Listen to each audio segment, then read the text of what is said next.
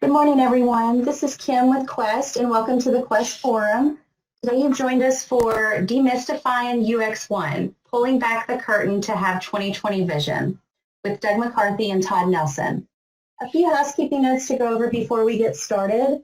All attendee lines are in mute and will stay in mute throughout the session. If you do have any questions, please put them in the question drop-down box located on your GoToWebinar panel, and we will answer them at the end of the session. This session is being recorded and will be uploaded to the Quest Content Library. At this time, I'm going to pass it over to Doug McCarthy, who will kick things off. Awesome. Thanks, Kim. And thanks, everybody, for joining us today. Last day of J.D. Edwards week, so hopefully everyone has had a good week and seen some really good content, and we'll continue that here as we go. This looks like there's still quite a few people joining, so I'll talk slowly to delay the speaking, the big part of Todd coming on. But Todd, if you want to go to the next slide.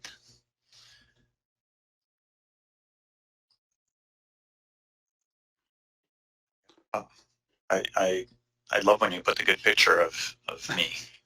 Chuckle, chuckle. I'm going to go over just a quick little bit on iLearnERP in case you're not familiar with us. I promise to be quick, just a couple of slides. And then I'll turn it over to Todd to get into the meat of the presentation. So who we are, boutique learning company. We specialize with J.D. Edwards.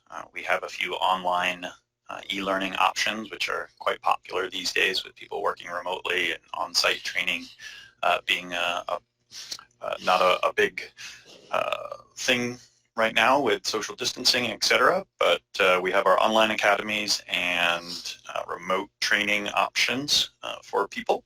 And we do that in J.D. Edwards and also other Oracle applications, SAP, any homegrown application. We can help build training content for you. But in the J.D. Edwards space, sorry if we go back to that one slide for a second. So we've got the E1 Academy, which is over 800 courses, business analyst level training for J.D. Edwards.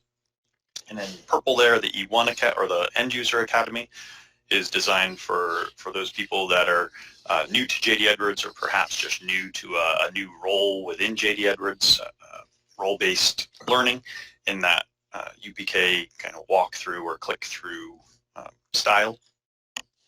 We can also customize that to your custom screens or custom processes as well. And then we also partner with Reports Now, and we have an academy for DAS as well. And then not on the screen, but as Todd did a presentation yesterday on our services with DWS. We also partner with DWS and help training on their products, and then we'll help from a services perspective with some of their tools as well.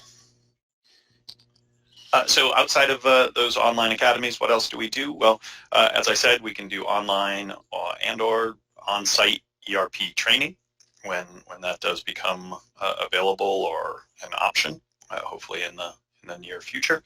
We also work with cloud adoption and organizational transformation, helping companies convert to the cloud or portions of maybe their ERP to a cloud-based system. We also work with an LMS system. We can help customize that for you and host that for your educational content. That content could be pieces that perhaps you've got from us or we've built from you or for you. It could be content that you've bought from another supplier, or it could be something that you've built yourself. We can manage that all in an LMS system for you. And then the last bucket, employee performance support and UPK.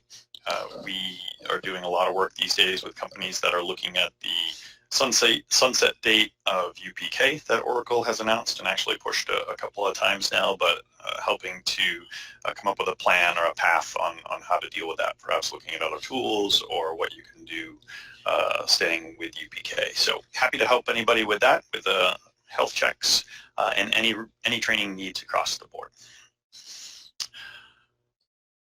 How'd I do, Todd? Are you ready to take the reins? Certainly. All right. Well, thanks again, everybody. I'll be here for questions as we're moving along, but now I give to you, Todd Nelson. Well, good morning, everyone, and my thanks as well to Quest for this event. And thank you, Doug, for the intro. I've been working with iLearn for about the last 7 years, and I provide training for all kinds of people. For Doug mentioned the End User Academy. We have an E1 Academy, and I develop content, and I try to assist companies in learning how to use EnterpriseOne in various different ways. And so today, as we dive into this topic and we kind of break down this title that says Demystifying UX1 and Obtaining 2020 Vision, we want to start by trying to make sense of what UX1 is and how we can use it to get to a clearer, more broad view of what EnterpriseOne can do for your company. And so I want to start with a couple of questions here. You know, we talk about 2020 vision. We are in 2020 and 2020 vision. This really came about when the invention of corrective lenses happened, you know, correcting vision so that you could see properly. And so they begin with lenses that were built in such a way, ground in such a way that it would help people who have poor vision to be able to see better. And then they would take these pieces of glass or whatever that material was at the time and put it into a frame, gave us glasses. And then along the line, they made other developments that helped to give better vision in other areas, such as like a magnifying glass, so we could see things on a microscopic level, really small, or telescopes, so that we could see into the sky and see stars more clearly, or just even things in the distance, such as if you had a pair of binoculars, you'd be able to see something too. All things that helped to get there. And so as these lenses were developed in various ways, they had to use different types of tools to use that. And so things like a biconvex lens, a plano convex lens, convex concave, all these various different types of lenses. And these different lenses would be applied in different ways, such as bifocals, which gives you, or even trifocals, which give you this type of an eyeglass that, you know, you have two different types of things there. You've been around people, so you know what I'm talking about.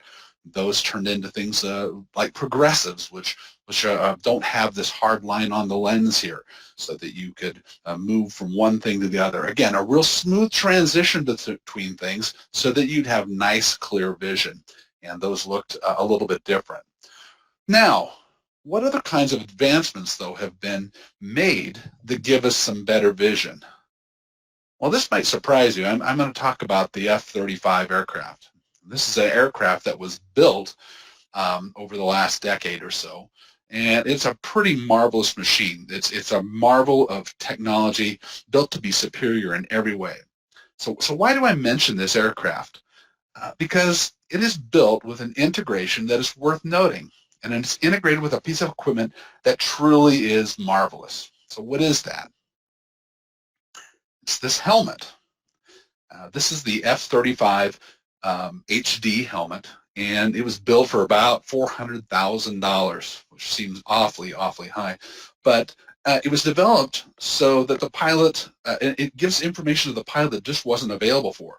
The helmet has an amazing visor that projects an amazing amount of information onto the screen, things such as airspeed, heading, altitude. It also gives things such as targeting information and warnings, and these are all projected into the visor, along with a few other things such as night vision. And then the most amazing feature of all, which I think is relevant to our talk today, and that is that it gives 360-degree vision. What exactly does that mean? Well, what it means is that when you look around and you have this helmet on, you can look around over your shoulder, down at the floor, any direction, and it can see through the walls of the airplane and see in any direction. So there are no blind spots because there's cameras mounted all around this plane, and it gives a complete vision of everything around you.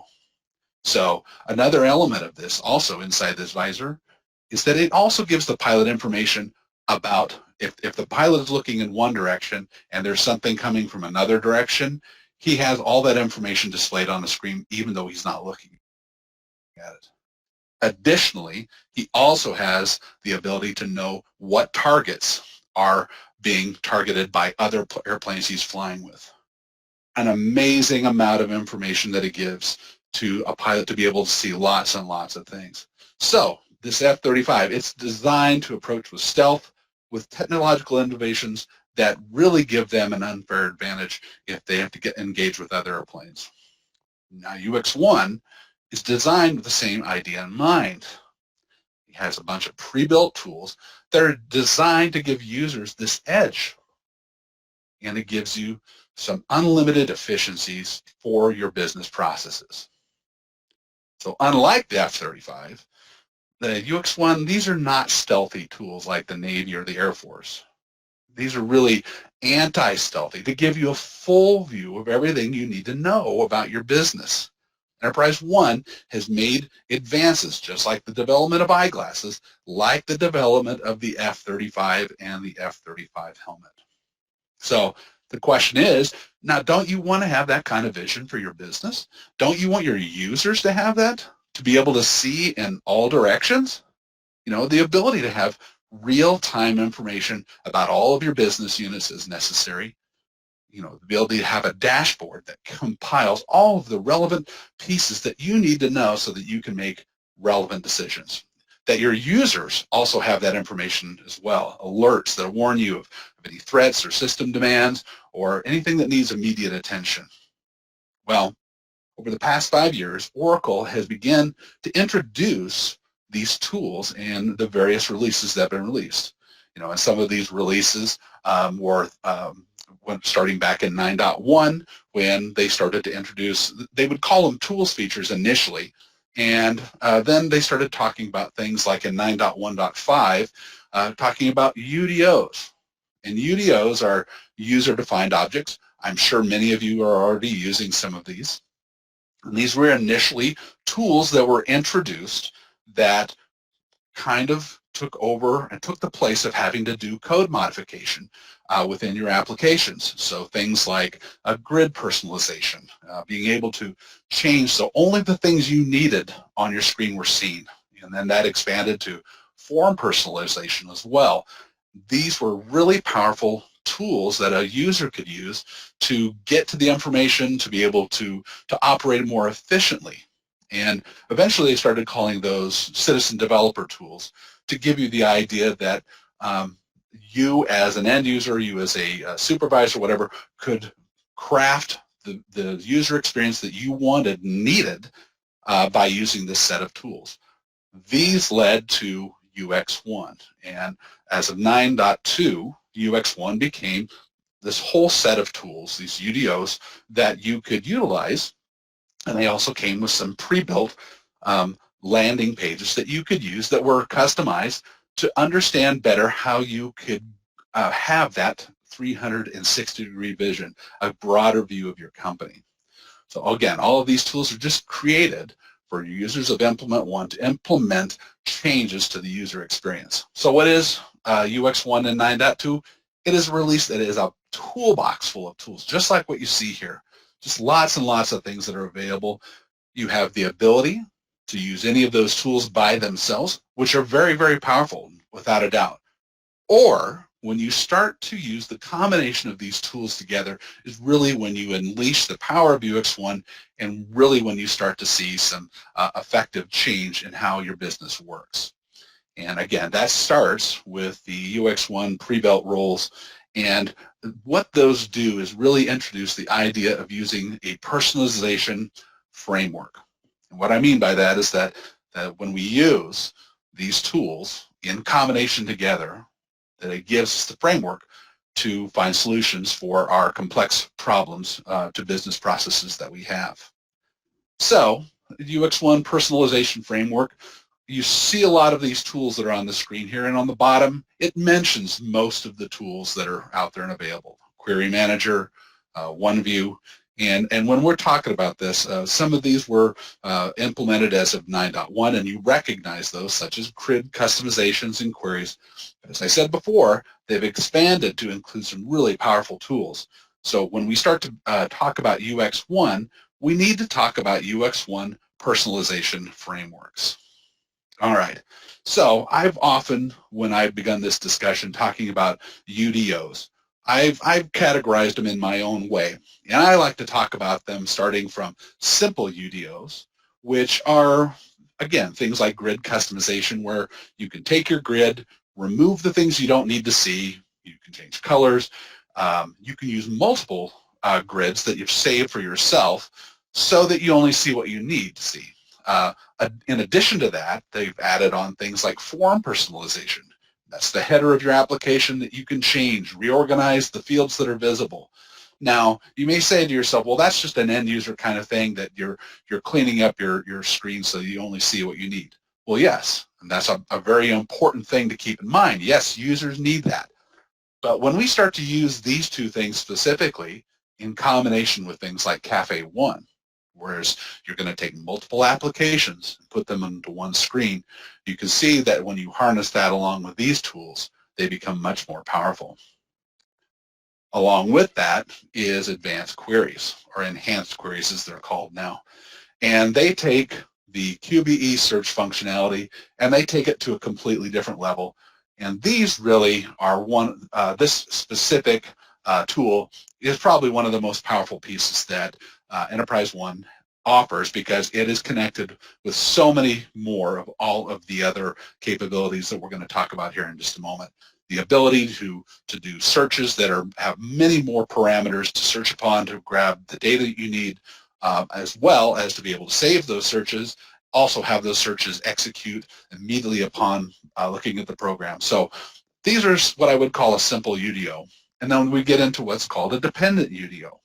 In other words, it's a UDO that is required to use something else to pull in the information, such as watch lists. And watch lists are basically alerts, and they are built off of using queries.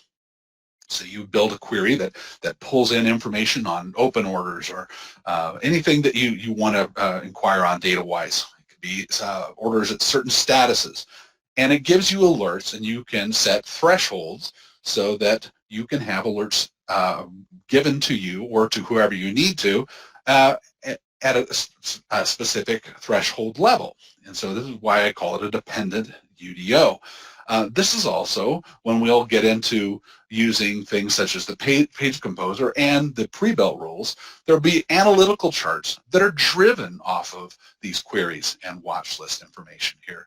And so they're more dependent on the types of things that we're looking at here.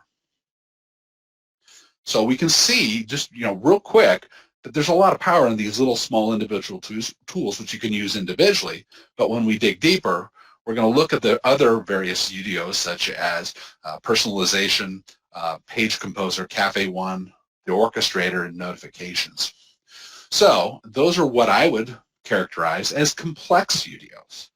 And when we talk about landing pages, we're talking about basically the page composer and the pre-built Ux1 roles. The page composer is really the tool that gives you the ability to take the elements that you see here below on the screen, such as the watch list pane and the notification pane and the springboard on the right side, to pull those all onto one page here. So these are all, you can have these set up for your landing page, and you don't have to have just one landing page. You can have many landing pages that give you the ability to switch complete view depending on what you're looking at. So a very complex tool, but pretty easy to use and very powerful in what it provides. Additionally, with that is a similar tool, which is called Cafe One, or Composite Application Pages. They're also referred to as layouts. And these this is a tool that you can use within an application. And so if you go into an application such as the address book, you can go ahead and tile inside of that application other applications, and they can be linked dynamically so that if I inquire on specific information, it updates those other applications instantaneously so that I have the up-to-date information on various pieces of that specific customer or that specific address book number. very, very powerful. You can use that in the supply chain very effectively. But together with Page Composer, we have two very powerful tools that can be used to give us a much broader view of our business, whether we're an end user or whether we're somebody who's in charge of making key decisions. Along with that is orchestrations and notifications. Now, we think of orchestrations and notifications, specifically orchestrations, as something that is an automation process, but it really is so much more, and we're going to talk about that here in just a couple of minutes. And then notifications is a newer tool that has been created to somewhat replace some of the other communication tools within EnterpriseOne that gives us the ability to notify specific users in various ways, in an automated fashion here, to either individually or in groups. So when we look at the Ux1 roles here, this is a list we've all seen probably quite a few times, and there's 52 various roles that are listed here. What this really doesn't show you, though, is that this is pretty much the tip of the iceberg, because inside of many of these roles are sub-roles. So instead of just being one thing like an accounts payable manager, that accounts payable manager also has inside of it sub-roles. So when I look at a page such as this, and it has our watch list pane on the left, our analytics in the middle, and our springboard on the right, if I get into this and start looking to the right side of this, and I'll go ahead and execute this, on this page down at the bottom, you'll see it says AP My Team. This is a sub-role within the AP Manager role that gives us a whole different set of features that we can go ahead and review. So we can use these sub-roles so that we can be able to access even more information. We don't want to have our screen so crowded that we can't see what we need, but there are many applications and many times, especially in finance areas, where at certain times of either the month or at the year, we want to be able to switch to various processes, or we need to do specific reporting and need that information. These sub-roles are built to give us that access and make that very clear for us. So up to now, we've looked at some of these individually, and I've been alluding to the fact that these are tools that can be used in combination, and they work symbiotically. So if we have our query manager here, and we can see that it's going to pull in certain information, we use it together with a watch list, and in doing that, we can put our watch list into something like a landing page so that it shows us what we need. Also with that, we may end up using queries as they are built working along with things such as the Orchestrator and creating things such as rules within an orchestration. And what I mean by that is that we may have an orchestration that needs to be able to go out and on a regular basis monitor status of a specific process. Perhaps it's maintenance for certain equipment. And it is set up with a rule that says if our watch list, again, it's looking at the watch list, if our watch list hits a critical level, we're going to go ahead and kick off a process, or we're going to go ahead and kick off a notification. These tools begin to work together to give us so much more streamlined ability to see into what we need within our company. This is also the case with Cafe One, being able to generate information there as well. So we can use these tools as solutions to increased visibility. It's to our end-to-end processes that streamline efficiency. Things such as if we were trying to streamline our procure-to-pay process, we can use these tools to help figure those things out. They're solutions to give us that 360-degree vision, just like that F35 helmet. And that's what we want. We want to be able to see more clearly what we have. And these efficiencies are really creating some amazing processing and insight into our operations that were really hard to get to a long time ago. So let's take a look at one of these personalization frameworks. Now, a personalization framework can be something such as the Ux1 role, but it also can be just using the combinations of these tools for what we want. I'm going to show you an example here in a minute, and it uses these specific UDOs that are circled here down below. So we may have a query that is set up and it is used within a watch list. And again, I was making mention just a moment ago about an orchestration that actually is out there watching that watch list, and it is looking for when it hits a critical threshold. So from there, when the orchestration sees that logic, it's going to go ahead and kick off a notification, and it'll go to the key person that it needs to notify so that they can address that need and immediately take action on it within their landing page. Another instance of that might be, here we have the query manager, which has got a query set up, and it is set up to feed a one-view report. That one-view report, along with the watch list, is on a landing page of someone like an AP manager who is watching these different analytics they need to know about actions they need to do. Additionally, so they may be on that page, they realize that they've got to take action about something. They can go into the Orchestrator Studio, or they can go into the specific application from the Springboard, and there may be something such as a button on the form extensibility that's set up inside of an application to kick off the Orchestrator, and that will kick off notifications to the specific people they need to know. Maybe it's collections, it could be all sorts of various people who are notified in a given process. So in using these tools together, we're using some of the latest tools when we're talking about EnterpriseOne 9.2, and there's some new improvements in form extensibility. Again, that's the ability to launch orchestrations and notifications from within an application. And also there's some improvements in the Orchestrator too. If you've been working with the Orchestrator at all, you can now add business functions as steps within an orchestration, which is a powerful tool to be able to add into your toolbox of things. So that's just something to keep in mind. So how are you going to use this information? How are you going to improve the invisibility, or excuse me, the visibility of your team? Well, number one, if you haven't so far and you've just moved into 9.2, you're going to want to install some of these UX1 components and begin to see what they look like here. You want to see what these pre-built roles look like. You want to activate the UDOs that support the use of using these UDO or these UX1 roles. Probably want to go ahead and make your Orchestrator active so that you can use it as well and see if it is something that's available, as well as notifications.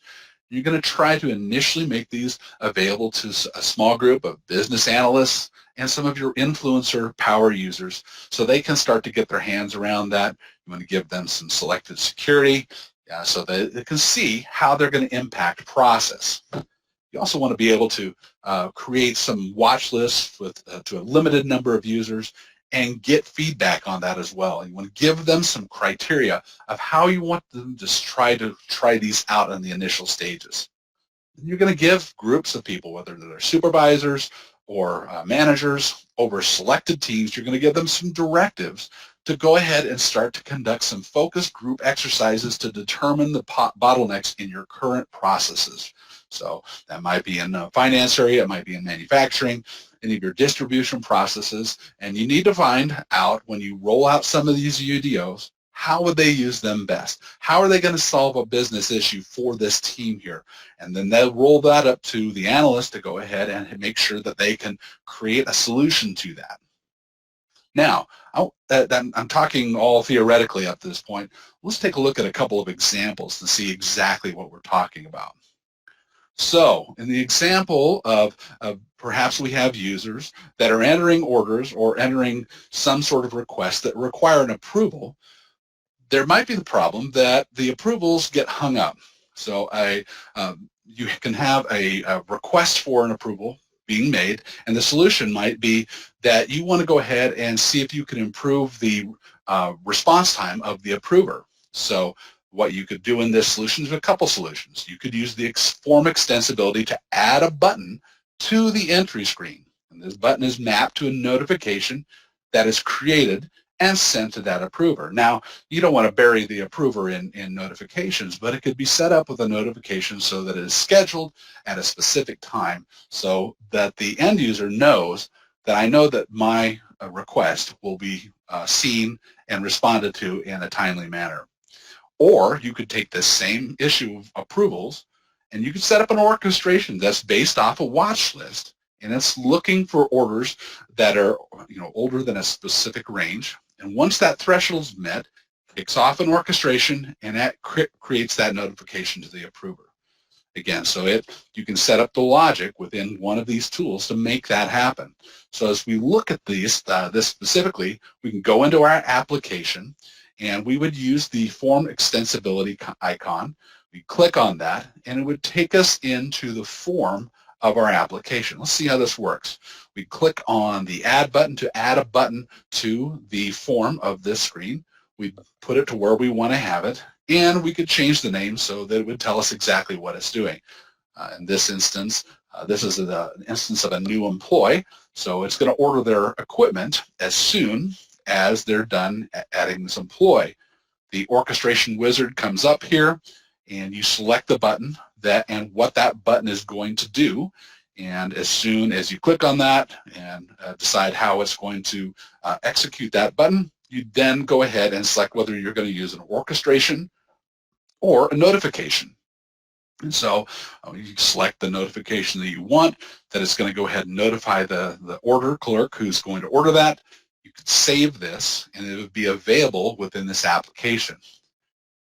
Again, so you can see it here as soon as they're done entering this order, they could go ahead and click on that. It sends the notification, and it appears in their watch list at the top of the screen here so that they can see that notification. You can set that up in various different ways so that that works the way you want it to. Now, you can also do this with some examples of using UDOs in several other ways. Again, using queries. This is sort of a series of things that you might want to try to test to see if you can apply to your processes. So you might want to create a query. You're going to add that to a watch list, and that's going to be built onto a landing page. And that's also going to feed your analytics on that page as well, which can lead you to using a springboard to address that demand or whatever piece of information is pulled up because of the other pieces that you've built. Now, I know I'm moving through that pretty quick, but these are very easy to use when we start to talk about using them. So we can go into our query manager, define the search that we're going to use. In this instance, it's invoice pay items. That query can be added to this watch list under the same name of invoice pay items overdue. So now we have a query and a watch list, and we may want to add that watch list into our watch list pane that you can see on the left here so that we have that visible. Well, additionally, on this screen and within the analytics, if we open up one of these analytics, as soon as we click on it, it takes us right back to that application, and we can address the issue that we need.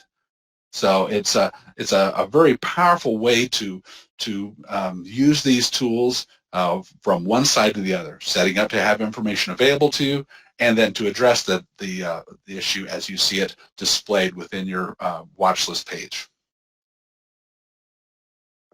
Now, the next piece to increasing some of your visibility is you want to roll out those Ux1 pre-built roles to groups of people. These are pre-built, obviously, and we've talked a lot inside of the Oracle community about what those are, this alert, analyze, and act aspect. And you want to be able to roll those out and say, are these effective tools for us? Do they do what we need to do inside of our department? Well, you want to get feedback from this smaller group of users to find out, well, this works okay, but I don't get what I need. I need different queries to be pulled and used.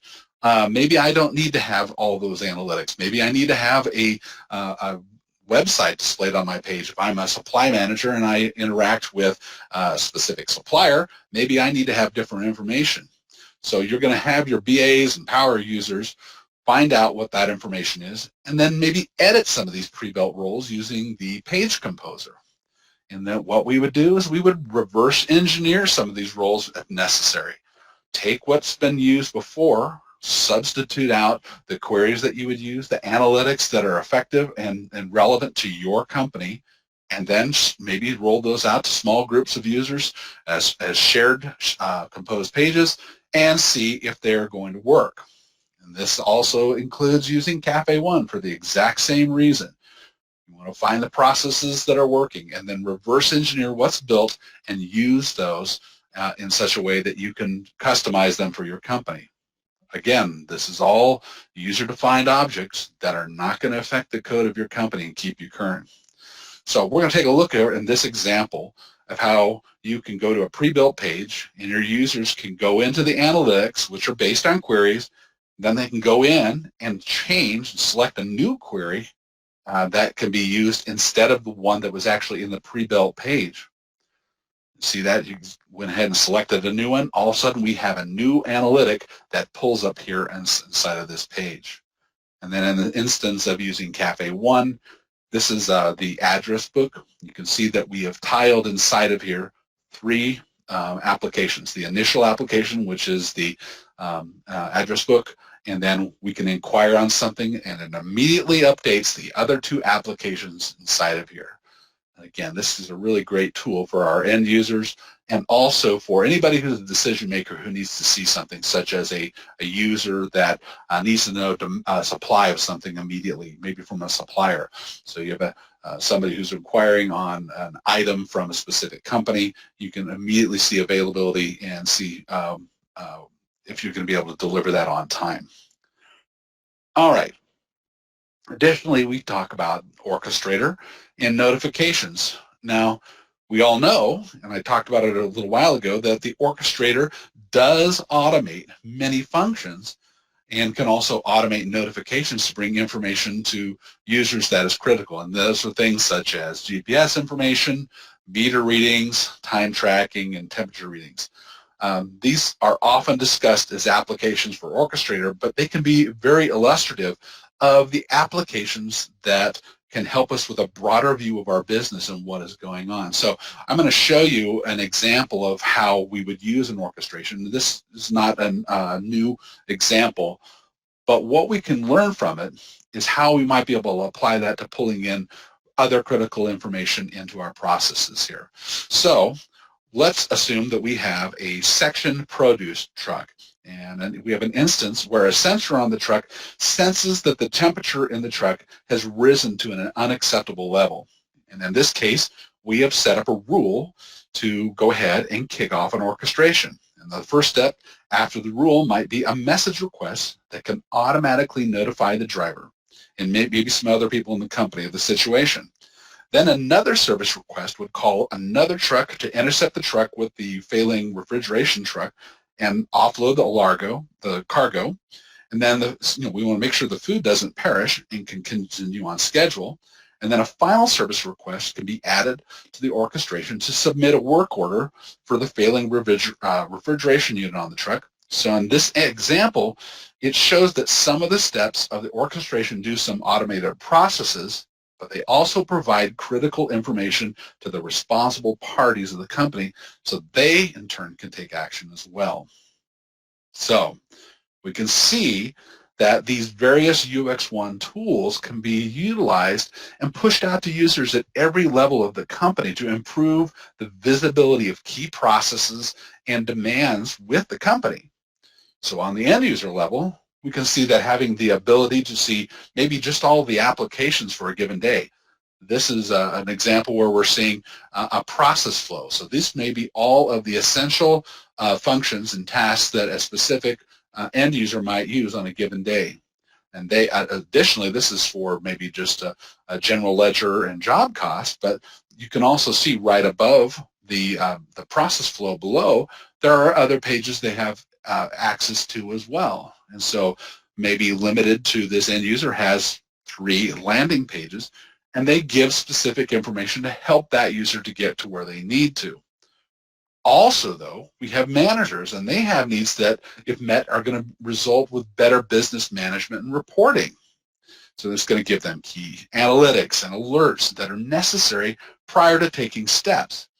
So when we begin to integrate the use of the orchestrator and notifications along with the other UDOs, landing pages, etc., this is really going to assist every person to have more effective decisions and better insight into the things they need to make decisions on. So, in conclusion, we want to show you that UX1 is not a mystery at all. You know, it seems like there's a lot of tools, a lot of bells and whistles, but if we take each component and we pick it up and we turn it around and we look at it and we learn to use it and then begin to infuse it into all of the processes, and it doesn't matter at what level we are within the business, from a CEO to a supervisor to somebody who's entering orders.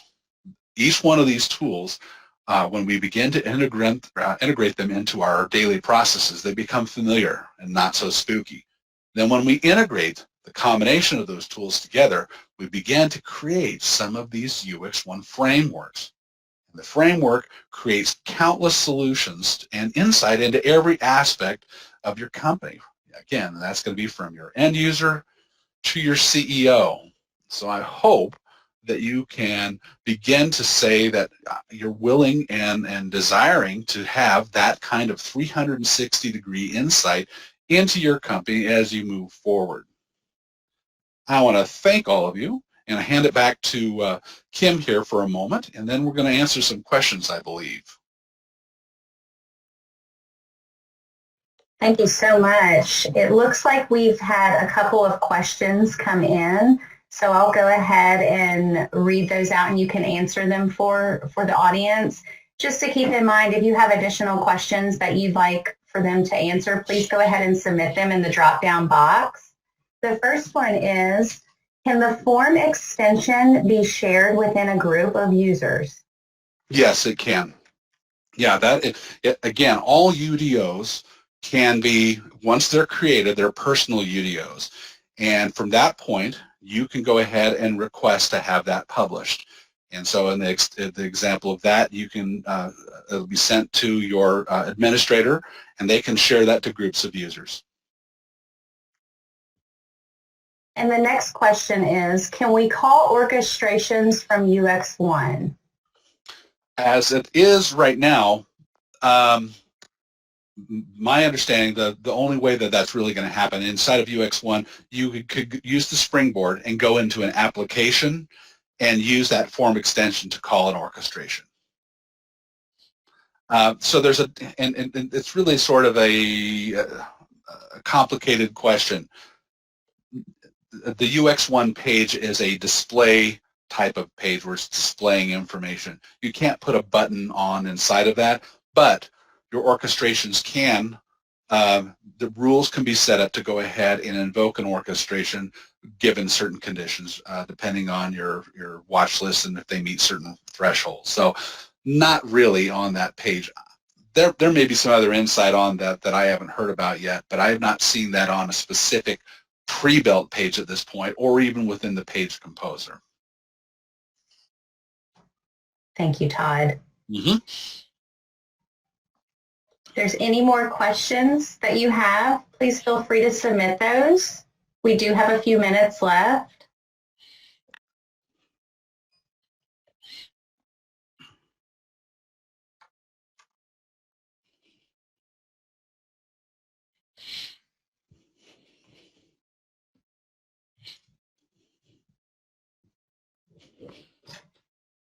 Todd and Doug, if you had any additional closing thoughts that you wanted to add, please feel free to do that also. Sure. You know, we've been working with quite a few clients on helping them to train users at various levels within companies to utilize these tools more regularly and you know, again, improve business processes. It's just been a part of our what we do at iLearn. And Doug can help out with answering questions and what that might look like for your company. Looks like I had two more questions come in. Okay. First one is, what steps are needed to get started with UX1? What needs to be installed? There are various different components, and there's a package of UX1 things. I can't really go into all the details on it. I wish I had a slide to show you all of that today. But they're built in the base functionality of EnterpriseOne 9.2, and you're activating those tools. If you're going to add in the Orchestrator, then that does require an additional server as well. and some of the business partners can assist with allocating those resources to get you located or get you in touch with that information, make sure you have what you need to get those installed. But most of the base functionality for most of the UDOs and all the UX pre-built roles, they're just already installed in the base package. Do you see sorry, go ahead, Ken. Okay. Do you see Cafe One can replace third-party BI tools totally? I'm going to take that one. Sure. I would say the short answer is no. Cafe One isn't really a business intelligence tool. It's more of a conduit to look into or to link information. Todd, maybe you can expand on that. But yeah, it really is. It's a tool to be able to tile multiple applications within one application and then dynamically link certain fields from one application to the other. And again, I use the example of address book, but if you want to be able to inquire on something, a customer, a supplier, and you want to be able to see all their relevant contact information, it will dynamically link those fields together. It's basically a linking tool and a visibility tool for multiple applications. Right. So if you have your BI tool, whatever that might be, an Oracle product, a non-Oracle product, Cafe One is going to allow you to link directly into that information so that you could see both tools within one window at JD Edwards as an option. And including, you can link things such as websites, and for example, if you have a supplier, you can link catalog items and have them cross-referenced so that you can inquire on information from external websites as well.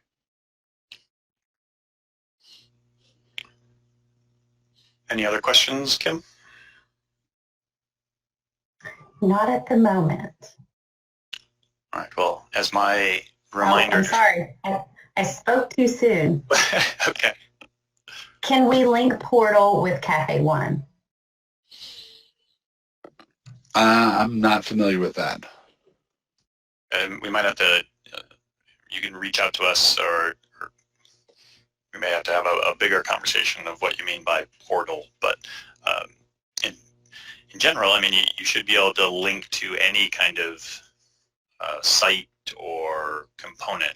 Where you start to get into a little bit of the details is what's going to be the key to actually link them in how that process would work, if that makes sense. So before, I don't know if Kim has any other questions, but what I was going to say is that, so the show floor hours, I think there's a couple of hours of show floor, virtual show floor coming up right after this, starting at the top of the hour. Mm-hmm. And if you wanted to have a more of an interactive conversation, Todd, I'm not sure what your schedule is like for the next couple of hours, but I could probably convince you or try to convince you to jump in if anybody wanted to have a conversation. We've got a link to a live Zoom session on our vendor page within the mobile or with the conference page. You can just click on that and you'll be linked right to us. So we're happy to continue any conversation there as well. Yes, and to Doug's point, the show floor hours today are going to be from 12 to 2 p.m. Eastern Standard Time. So just as a reminder that there are going to be some great Questopoly prizes that are up for grabs that are courtesy of our partners. And in order to be eligible to win, you must log into the mobile app or onto the online planner during those hours and just go to the exhibitor section where you can chat with the solution providers, see demos, download collateral, and things like that. So just know that the more you engage, the higher your chances are of winning a prize. Perfect. Thanks, Kim. Sure. Okay. Well, thanks again for joining us, and special thanks to Doug and Todd for speaking with everyone. I hope that you have enjoyed the sessions that you've attended, and also hope that you've enjoyed JD Edwards Week. If there's any other sessions that you'd like to attend, just feel free to reach out and follow the steps on the Quest Oracle website. Thank you all so much. Have a great rest of your day.